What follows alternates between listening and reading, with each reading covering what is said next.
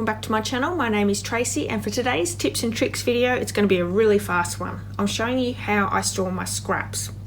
So I store them in these plastic folders. Now these you can purchase from any office supply store. Here in Australia I actually got them from Officeworks. They work perfectly for me. I have one for each colour.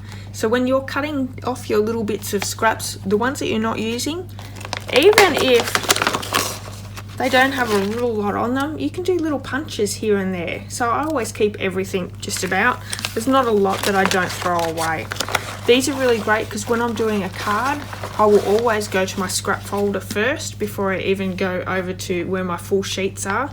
I keep one for every colour, but if you don't have such a big area in your craft room, or you don't have a lot of scraps, I would recommend doing one either for each colour. So you do a blue folder, you do a pink folder, a yellow folder, or doing one for a colour family for all the Stampin' Up! Colours. That would work really well as well. I store these in a 2-drawer filing cabinet, and they are all in colour order sort of thing. So all my blues are together, my greens are together, my pinks are together. I just find that's a little bit easier than trying to work out what colour family it's in. So putting each of the scraps in the colour family probably wouldn't work for me, because I would struggle with that, trying to remember what one I'm looking for, especially after the colour refresh. It's really confused it for me.